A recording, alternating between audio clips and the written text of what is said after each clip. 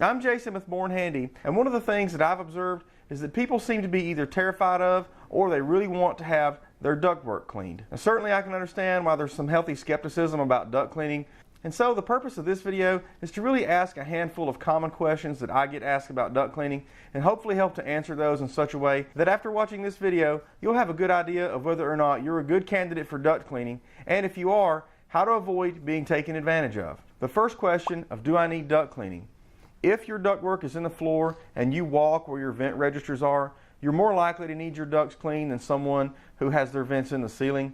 But just because your ductwork may be in the ceiling, you're definitely not off the hook. There are a lot of factors that can add up, or any one of them by themselves can justify a duct cleaning, whether your ductwork is in the floor or the ceiling. Construction in your area, dusty projects around your home, pets, your filter change schedule, and even your personal habits can all have an impact on how often or whether or not your ductwork needs to be cleaned.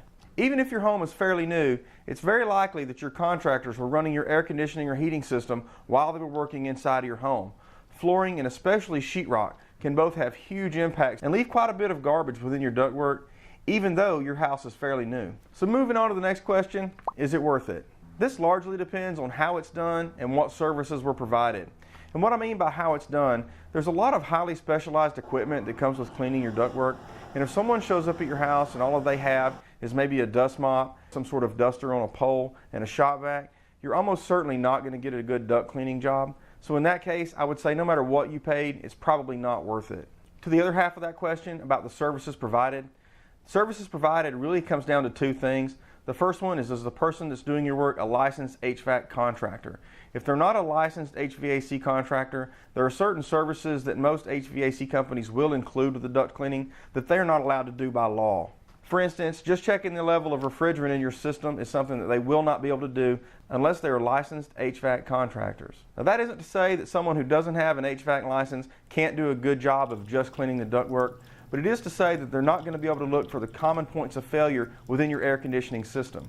The single largest benefit to using an HVAC contractor to do your duct cleaning is the fact that they can do a system maintenance and inspection while they're there cleaning your ductwork. It also depends on what your expectations are. Having your ductwork clean does not mean that your ductwork will now pass a white glove inspection. Duct cleaning gets debris and other large particles and dust out of your ductwork almost 100%, but it just can't get it all. Cleaning ductwork so clean that it's back to like new condition would almost require taking the ductwork apart to get this done. And at that point, it just isn't cost effective. You might as well just get new ductwork. So long as you go into ductwork cleaning, knowing what you're paying for and knowing what to expect, I think most people would agree it's absolutely worth it. Question 3, is it a scam?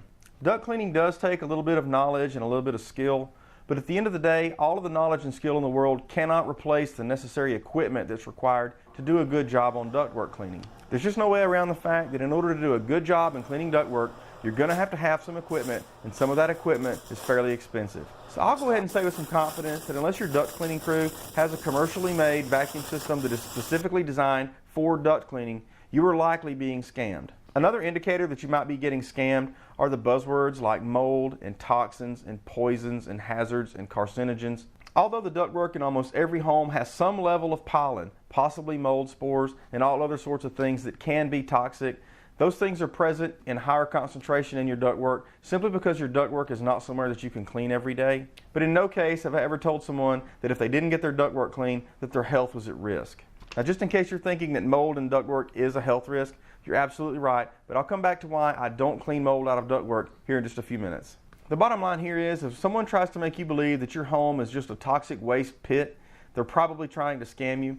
Although it is true that ductwork does contain some level of things that we may call toxins and mold and pollen and allergens, duct cleaning is not about sterilizing your home, it's about improving the air quality. What does it cost? This question can partially fall under the last question as well, at least some of it. There's just no way to clean someone's ductwork and do it economically for 49 bucks or even 99 bucks. It's pretty common for companies to mail out flyers advertising the duct cleaning special for $49 or $99. But the fact is These companies are just trying to get their foot in the door so that once they get in your home, you can almost be guaranteed they're going to find a major problem, and then your $99 special just turned into a $2,000 issue that needs to be fixed right away. Actual costs are going to vary, but I'll say that a small home should look to spend at least $350, and larger homes may spend as much as $2,000 or even more. Every home is different, and this largely depends on how large your unit is, how many runouts there are, how large the ductwork is, and how long it runs, how easy it is to access it, whether it be in the attic or the crawl space. There are just too many variables to tell you how to calculate what you should pay for duct cleaning. But the good news is most companies do estimates for free, so there just isn't any reason not to have someone come out and have a look at your system if you're thinking about having your ductwork cleaned. And the last frequently asked question, can it get rid of mold? The answer is no, it cannot get rid of mold. In fact, duct cleaning can make the problem worse by spreading the mold around. So let me address a couple of things about mold. First, not everything that looks like mold is mold, and even if it is mold, not every mold is toxic. The best thing to do if you see something that you suspect to be mold is to have an HVAC specialist or your duct cleaning company remove a sample of that mold and send it to a lab for verification and testing. This is completely optional, but one of the things that I recommend is to go ahead and run a disinfectant throughout the system, clean your coils and anything else that would come into contact with mold spores on the inside of the system that can be removed from the unit and cleaned.